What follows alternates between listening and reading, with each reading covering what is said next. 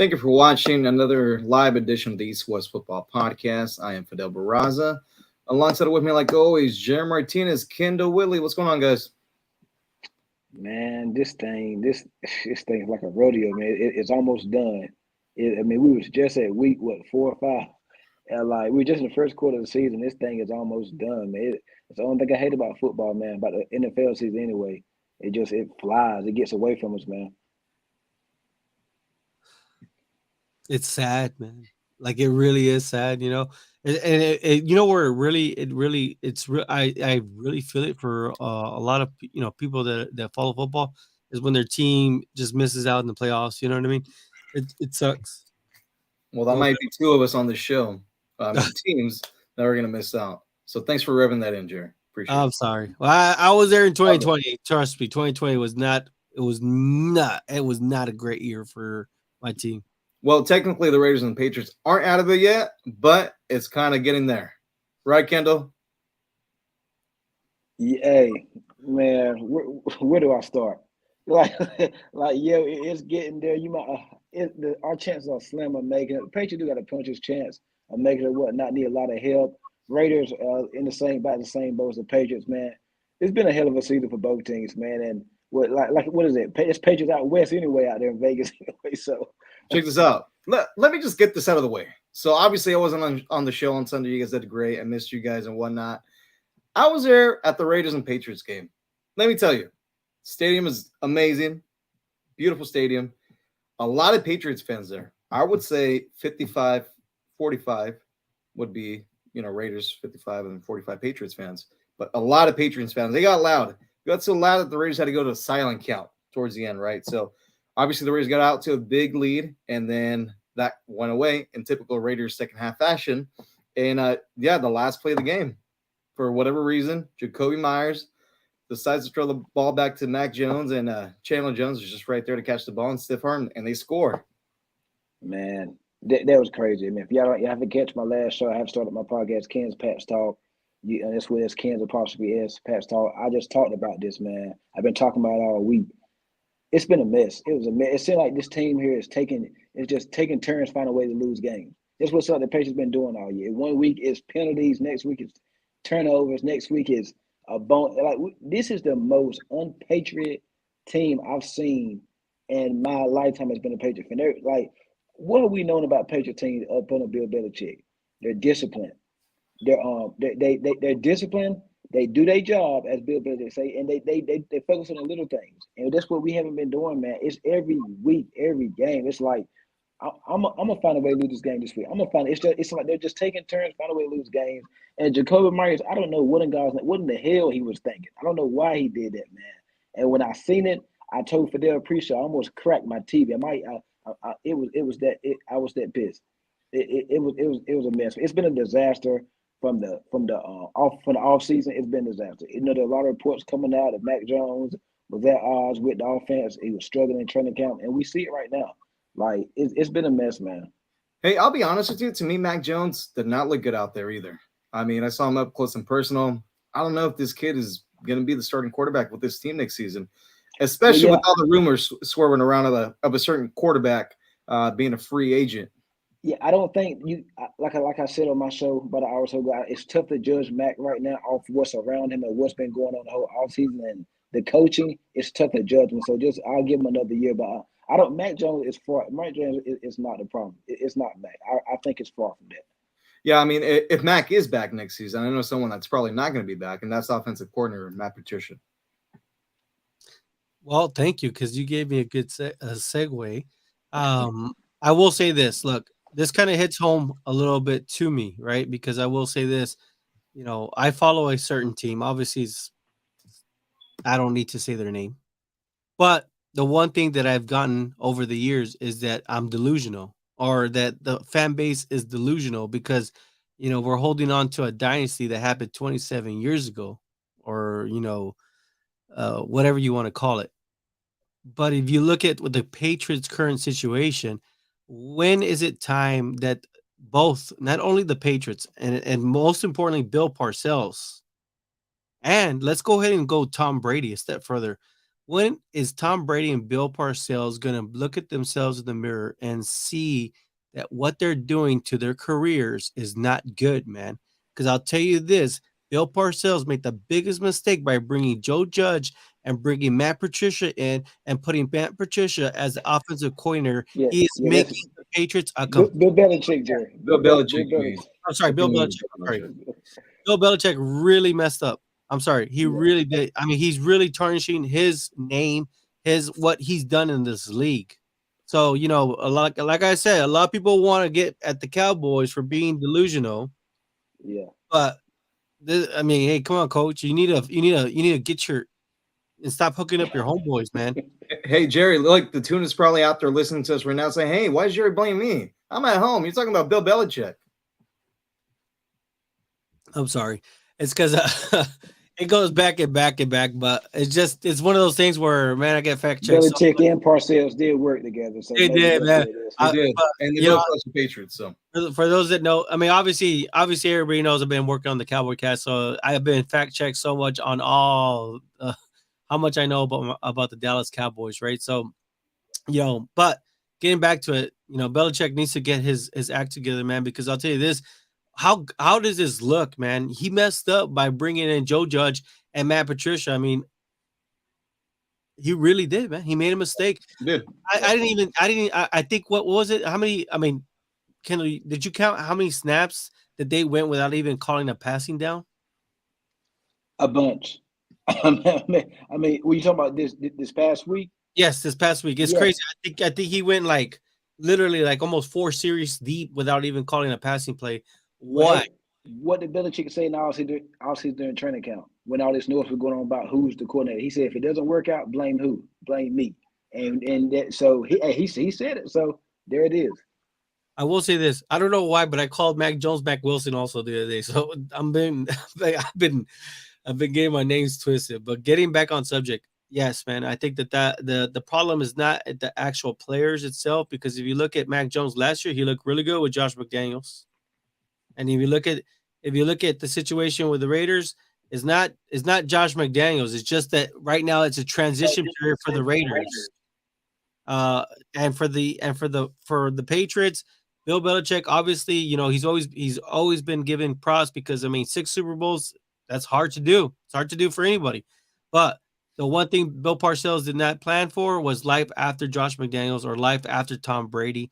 He struck gold in the draft. It looked like with Mac Jones, but man, it's looking real bad with the coordinators that he has in place. So it just shows you that when you got a team together, you got to make sure your coordinators are just as good as the coach, man. Because if not, you can't expect your team to go very far. Yeah, Bill Belichick did not plan for this. It's not Bill Parcells, it's Bill Belichick. Bill Parcells. Did I see it again? You did. Yeah. It's like that one time I didn't want to curse, right? And I kept on saying. What do you mean when you kept on saying shit? Bro, hey, you've been doing the Cowboy. You've been doing the Cowboy cast so much. You keep bringing up Bill Parcells.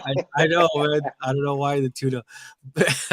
Bill Belichick, right? Because I always every time I'm on Instagram or whatever, I always try to spell check it. Right? It's Belichick, right? So Bellichick. I'm sorry. And look, kid, I know you said that Mac Jones is not a problem and he's probably going to be back next season. But look, if you have a chance to improve this team in the offseason, and that includes upgrading at quarterback, why wouldn't you do it? I mean, who we going to – Mac isn't a problem. Who's going to bring in Tom? I want to throw out 45-year-olds out there that are going to be free agents, but, hey, there's some quarterback that's out in Tampa Bay. Tom Brady hasn't looked good. Tom Brady has not looked good with what he's working with in Tampa. So what if he do come into New England and he looks as bad as he's looked this year in Tampa? Well, if you guys can fix the O-line and give him a little bit more time to throw the football, hey, you might look better. So what about stunting Mac Jones' development or whatnot? What do we do? Do we trade Mac away? Do we keep Mac? Mac's still on a rookie contract. Stunt development. I mean, I think you guys already did that with Matt Patricia being the OC. Yeah, we did this year, but I'm saying Mac, we still got Mac for a couple more years or whatnot. Why bring in Brady? I mean, yeah, we got money to spend this offseason, so you're gonna sign Brady. Brady ain't gonna want much. I mean, he's on his way out or whatnot. We got the money in the team to put pieces around him. We're probably gonna have about 9-10 draft picks or whatnot. I see where you're going with that, but I'm like, now, what does that do for Belichick though? How does that make Belichick look? Well, I mean, look, honestly, they both look unhappy at the moment. So you bring them back together, you never know. I think potentially I can definitely see it happen. I think it's a great chance of happening. But I think if Robert Kraft has any say so, it happens. I think if Kraft wants his way, it happens. But we'll see, man. We should hear more about that. We're not hearing a lot about it right now, but I think it'll heat up around February, March. I would not welcome that in. I mean, I'm done with Tom Brady. I want to move in for the future. Hey, even Zappy looked good at his at moments. So I think that they need to move with Mac Jones and Zappy. Did I say the names right, Kendall? Bailey exactly, but I mean, it wasn't too. He played against the Detroit Lions defense that was bad at the time, and he played against the Browns. Hey, Too bad. I got another quarterback, Kendall. That's going to be a free agent. What about Jimmy Garoppolo? Finally gets a chance to be starting quarterback. No, sir. No, sir. That's an accident waiting to happen. He's always hurt. No, sir.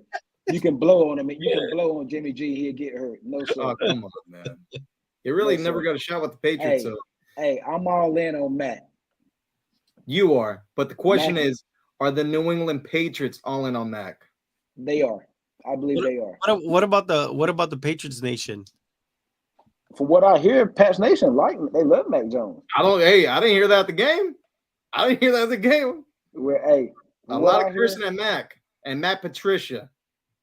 A lot. Hey, let's see what we do next year. Like I said on my show, get the O-line right. First of all, before the O-line, get your coordinator. I'm hearing Bill O'Brien from Alabama might be coming. Get your O-line right. Give him the more receiver. Give Matt what Tua is working with in Miami. Give Matt what Jalen Hurts and Josh Allen and Burrow and Mahomes and all those guys are working with, and then get back with me and say that Matt Jones ain't the guy. Hey, look, I'm sad that the NFL season is almost close to ending, but I'm very excited to see the offseason because I think a lot of these teams that do not make the playoffs, we're going to see a lot of changes this offseason like we did last season. It's going to be a lot of fun. But what else stood out to you guys in Week 15? Obviously, we had the biggest comeback in NFL history on Saturday as the Minnesota Vikings were down 33-0 at halftime and came back and won the football game 39-36. Well, I mean, there's quite a few games. I mean, what about that walk-off by the Jaguars, man? That walk-off touchdown. I mean, that was crazy. My question right now was, are the Jaguars real contenders that the AFC should be, paying attention to? Because I'll tell you this much right now. I know that every NFL team, when it comes to the Dallas Cowboys, that's their Super Bowl. And I know that they're going to play to try to win that game because teams get up to play Dallas. Yep. But I'm just saying the Jags look legitimate with Trevor Lawrence and with their head coach. I think that it's legitimate. I really do think Doug Peterson and, of course, Trevor Lawrence, they have this good chemistry, and it looks like with Trevor Lawrence, he doesn't need much. Of course, I think it'll be even scarier with Calvin Ridley next year. But I'm telling you right now, are the Jaguars a real team that people need to pay attention to, especially getting to the playoffs? If they get into the playoffs, are they a team that people need to pay attention to? Well, I mean, they're getting hot at the right time. That's for damn sure. Jay in the Bay, what's up, man? Hey, you're 49ers, bro. You're 49ers. Yes, The only thing is how far can Brock Purdy get you, right? That's the question. They haven't missed a beat. They haven't, but hey, it's looking pretty good out there. The playoffs are a different situation, man, because you guys are gonna put Brock Purdy up there with Tom Brady. It's kind of hard, but Jane Bay, hey, all love though, man.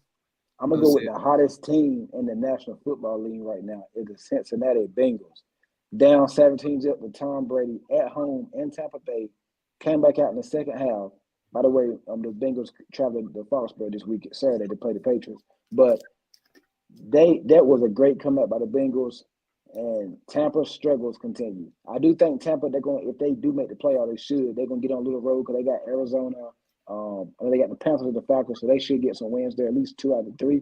But the Cincinnati Bengals doing that in Tampa, everybody wants to talk about the Bengals' weapons and Chase, Higgins, Boyd, Mixon, and Burrow. They defensive coach, I can't call his name right offhand right now. They got a good defense, man. They lost Trey Hendrickson. Trey Hendrickson got hurt, and Sam Hubbard are hurt. But I'm hearing Hendrickson might play with a club on his hand. But that defense for real. Nobody talks about that defense, man. They don't have the biggest names, but they can play, bro. They can play. You don't get to a Super Bowl like they did last year without a good defensive coach and just no names. But I think the Bengals get that Bengals defense some credit. And Tampa, I mean, I don't know if Tampa. I don't know if this year the year they're just going to click it on. They just going to also turn on a switch. 6 straight, Kendall, for the Bengals. 6 Yeah, straight. 6 straight. Yeah, and how about the Bills beating the Dolphins in that close game? It was supposed to snow throughout the whole game, and only snowed towards the end. But Buffalo got the win, and Miami loses another game. They're another team that's on a 5-game winning streak, man. I'll tell you this. I like what I'm seeing. I think the Bills are full force back. I mean, were they ever lost though? That's the question now, right? Because they're playing sharp, man. It looks like Josh Allen does not want to be one and done. Doesn't look like he wants to be two in and he's gone. You know what I mean? Looks like he wants to get to the Super Bowl. They got a huge game of Monday Night Football in about 2 weeks in Cincinnati. Probably the game of the year. And a lot at stake. Because you got the Chiefs, you got the Bengals, and you got the Bills or whatnot. Those are your 3 main teams in the AFC. But I'm gonna give you a sneaky team to watch out for. If they do get that 7th spot, nobody's gonna want to play the Los Angeles Chargers. I'm telling you, if they do get that 7th spot, and they got a cake schedule. They got the Rams, then they got the Colts, which they just bench Matt Ryan again, and I think they close with the Broncos or whatnot. So if the Chargers get that 7th spot, I know you hate that for them, but if they do get it, nobody's gonna want, and they getting healthy at the right time. They get that 7th spot, watch out, and they probably be playing Kansas City. Yeah, I like Kansas City beat the Chiefs, if they play Chargers, I like Kansas City. We got Jane the Bay asking some questions. What's good? Are the 49ers the favorite to represent the NFC in the Super Bowl this year? I would say no, not the favorite. Could they? Yeah, they could, but they're not the favorite to me. You guys? I love their defense, man. Their defense is, I mean, they're a bunch of that defense is literally bullying people around. I think that defense will take them as far as Brock Purdy can do, right? Because this defense is the type of defense that can carry your Oh team. yeah, it's great. It could carry your team literally into the Super Bowl. But I will tell you this, Jay, we cannot discount what the Eagles have right now. Of course, right now it doesn't look good with Jalen Hurts being hurt, but if he's healthy, I think that's going to be really the 49ers' biggest concern right now is the Eagles. What do you think, Kendall? You, Kendall? Yes, 49ers. They should be the favorite. The Niners. For the Super Bowl? Yes. Wow.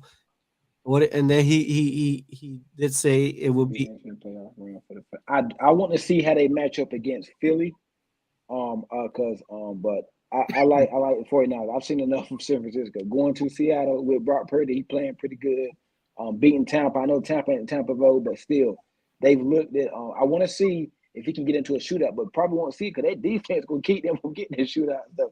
So, but that defense is for real. They're deep. They're young. They got so much depth, and they're gonna get more players back too.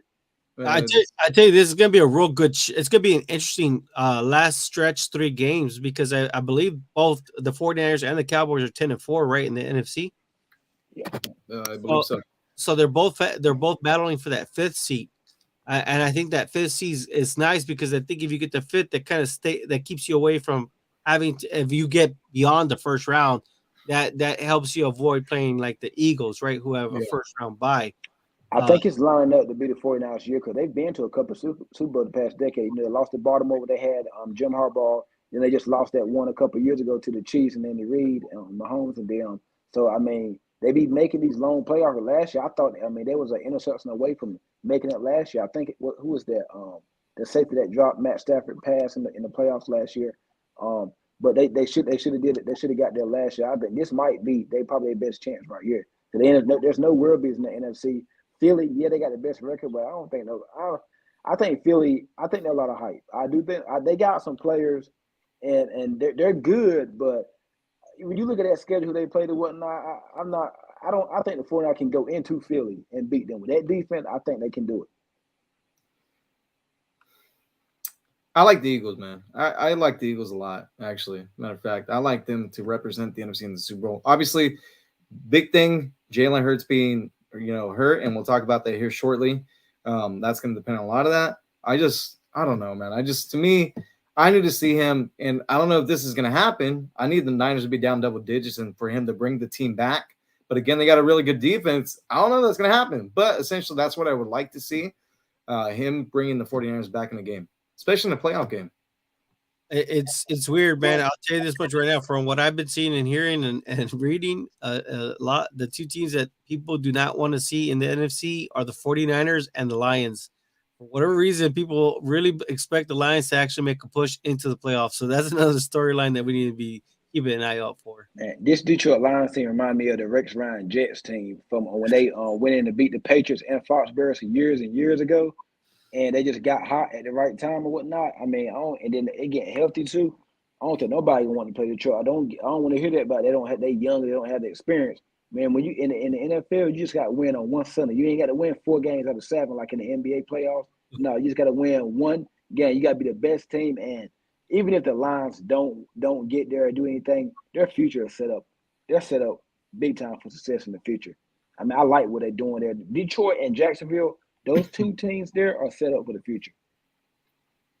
And then you think about that game, that close game they had on Thanksgiving Day against the Buffalo Bills, and they barely lost that game, a game that they probably should have won.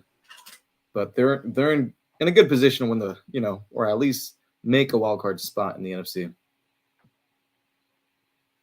But speaking of the Philadelphia Eagles, obviously we know Jalen Hurts suffered an injury Sunday against the Bears in the third quarter on his throwing shoulder. He played after that. I believe he threw 11 passes.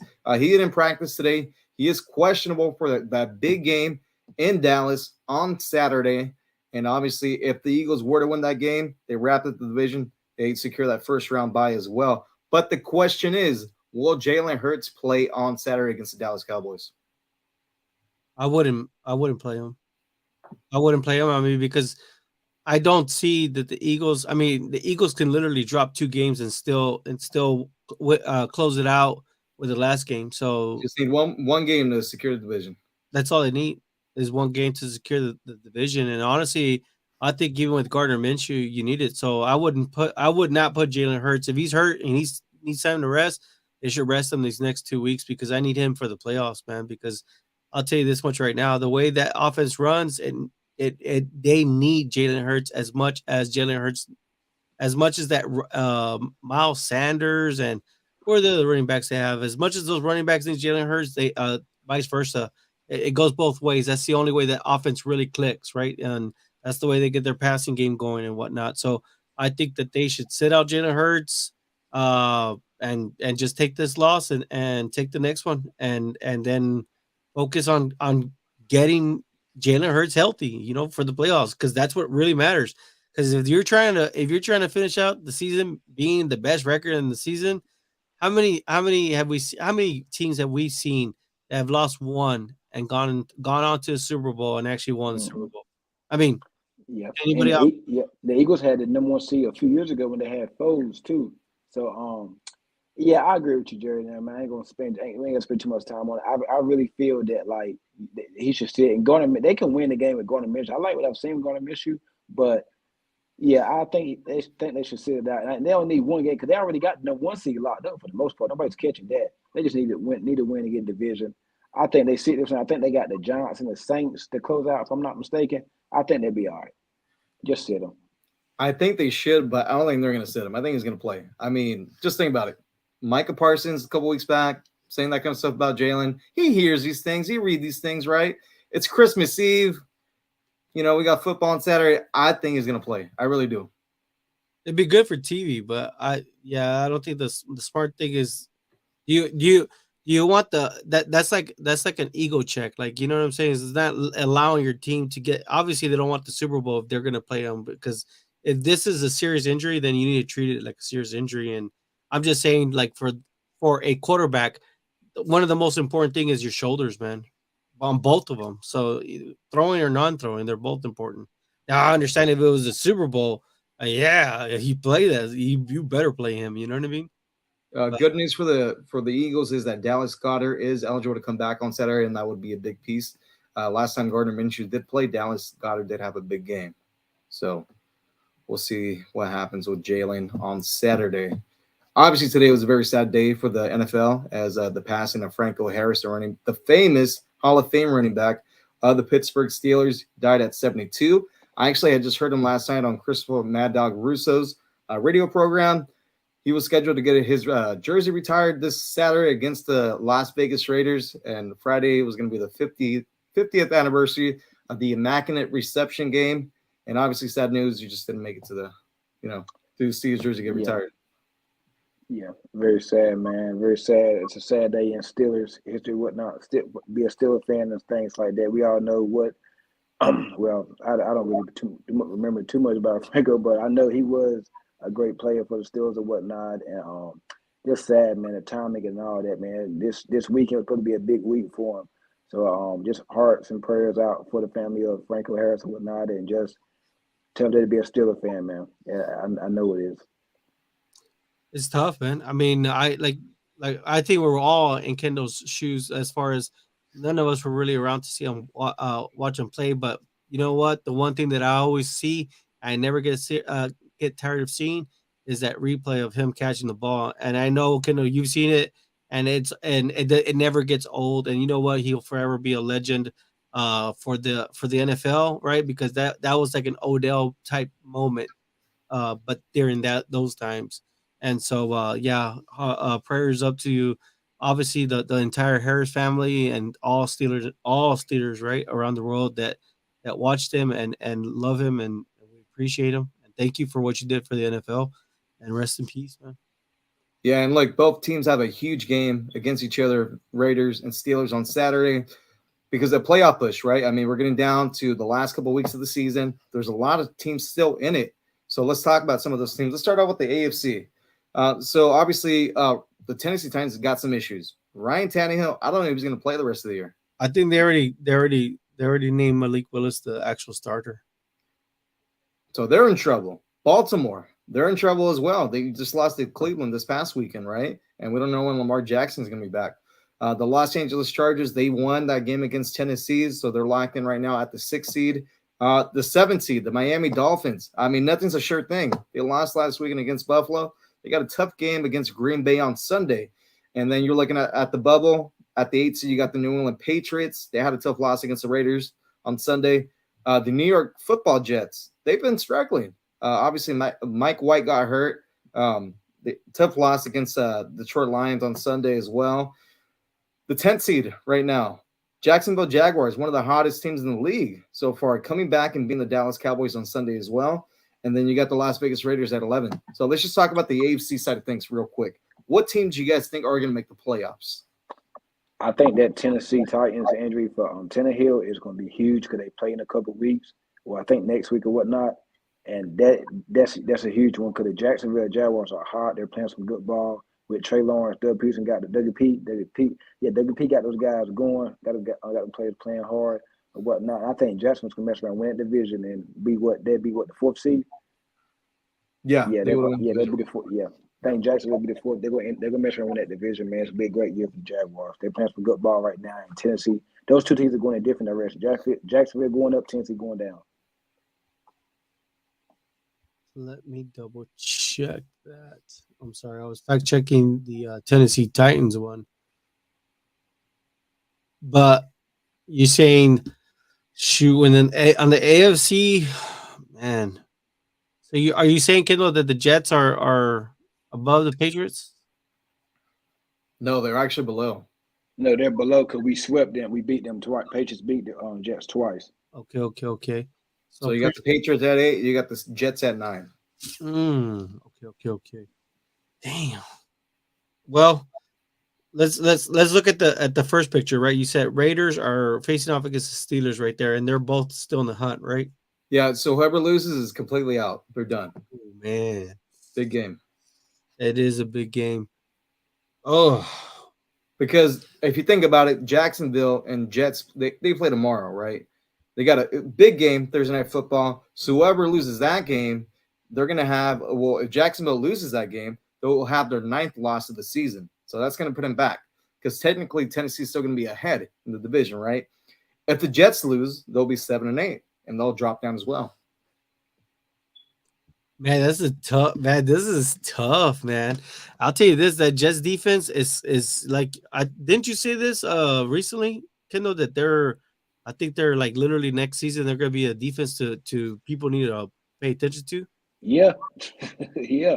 All those young pieces they got there with Sauce and Franklin Myers, Carl Loss. Man, people forgot he tore his ACL or Achilles last year. Came back this year. He hadn't put a fantastic number, but he's been a menace there. Quentin Williams got hurt. They still got a lot of people forgot about CJ Miller. They got some guys there, and DJ Reed, the opposite corner from Sauce Gardner, playing some good ball. So I mean, the Jets. I mean, they're a team to reckon with, man. I will say this: they are a team to reckon with, but right now, Zach Wilson, I think he needs a little bit more work. I think he's a little rough on the edges. I like Trevor Lawrence. I think they're hitting their stride on that one. I think Jags is a team that we should pay attention to. I think that they could ruin a lot of these teams' chances of getting into the playoffs. But yeah, man, I mean, interesting storylines. I think across the board. But if we're picking, if we're actually picking. Damn, I mean, Raiders have momentum. I think Steelers are coming off a loss, aren't they? No, they beat Carolina. Beat Carolina. Oh, that's a big win too, because Carolina was trying to take the South away from the Buccaneers. You're right on that one. But due to tiebreakers, Cleveland is ahead of them. They're right now the 12th seed. Yeah, I do see that right here. Wow. Honestly, I think the biggest surprise out of everybody that's going to make it out of the pack is the Jags, and I think that people need to be ready for them. I think they could be one of them teams that makes it into the playoff, but they probably would be one and done, right? Because they're still relatively young. But if they win division, they get a home game. You have to come to Jacksonville. Oh, that's even better. And I think that's what might happen. I think Tennessee, look, I don't know how much confidence they have in Malik Willis to win out, essentially, to get in, to keep the division, right? I mean, who knows? I've seen crazier things happen, but I mean, just Tennessee just has been deflated to me. I mean, especially not having Ryan Tannehill anymore. So I don't think Tennessee's going to get in. Miami, honestly, I was high on Miami early in the year, but I think they're going to fall out, and I think they won't make it. So it's tough, man. I don't want to be a homer. Raiders got a tough road. They need a lot of help, but they could get in. I'm not saying they're going to, but they could. But I mean, obviously, the teams that are in better position than them are the Patriots and the Jets. So one of those teams gets in. I agree. I think if it comes down to Patriots Jets, I think it's the Patriots. Because if the Patriots beat the Bengals on Saturday and the Chargers lose to the Colts Monday, Patriots they get right back in there. Then they got to play Miami next week. Miami beat us earlier this year, so it's a lot of football left. We got 3 weeks left. A lot of things can happen. Yeah, and I found the report. It wasn't by Ari Mirov, who we trust very. It was by NFL Rumors. It said Tennessee Titans Malik Willis will get a shot to prove himself for the rest of the season. So I didn't see that. I didn't see that one. That's why I got a little sidetracked because I thought I saw I thought when I saw it, the way the notifications were. I thought it was from Ari, but no, I did read though that they were planning on sitting Tannehill for the rest of the remainder of the season. That's where I got it from. But he's got to be hurt then at that point. But you see, I'm looking at it. It's NFL rumors. Well, he's been dealing with a foot injury. I think since that Eagles game was a foot or I think it's a leg. He missed a couple of games, didn't he? He missed the game against Kansas City, or was it only one game? Just one game. Okay. Yeah, but anyways, I know he been dealing with an injury since the Eagles. Either with Ryan Tannehill or without Ryan Tannehill, they're in trouble. I think it's they fired the GM Robinson a couple weeks ago. Well, I mean, look, everything kind of turned when they beat Green Bay and Todd Downey got drunk and got a DUI, and after that they fired the GM. I mean, it's been a lot of different things going on with the Tennessee Titans. So this is what Pro Football Talk, Mike Flory, report Ryan Tannehill very likely out for the season. So the regular season. Does he say what injury? Ankle. All right. Well, yeah, they're in trouble. It's and just to kind of get into it real quick, let me see if I can just see here. It's very likely Tannehill will not return until next season because of a right ankle injury expected to require surgery to repair. There you go.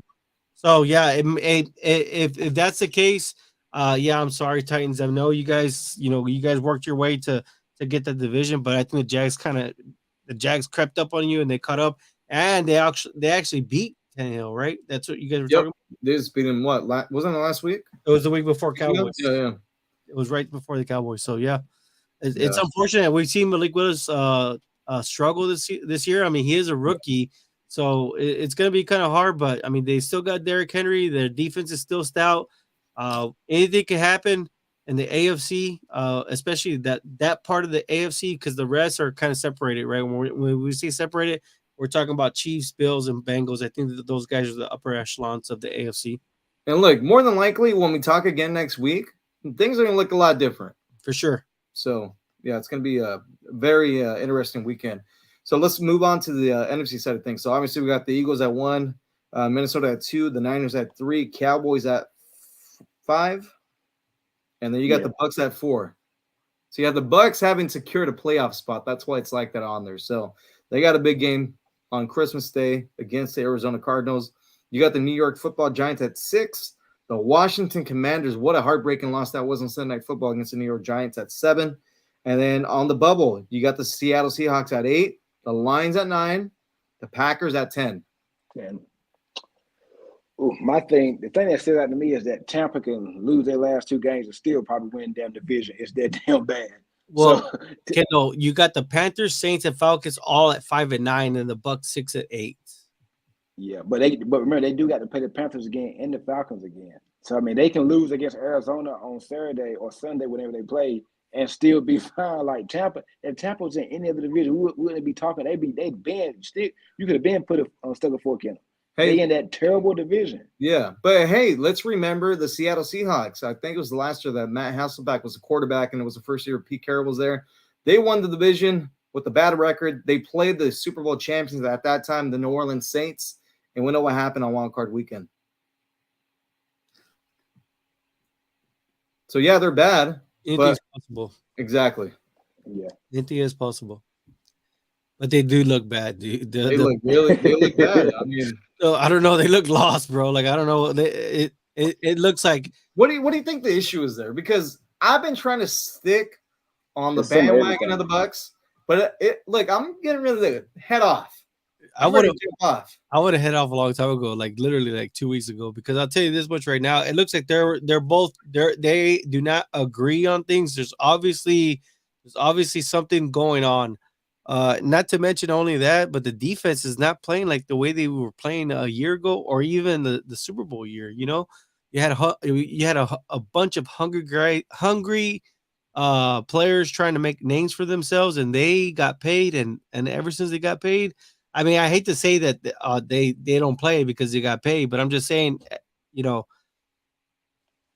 that defense does not look the same, and that offense they're not gelling, man. There's no cohesiveness on either offense or defense right now, so it's kind of hard. There's no real true identity for them to fall on, and that's why we're saying the South is kind of an ugly situation right now. But man, luckily the Bucks, nobody really wants to take it.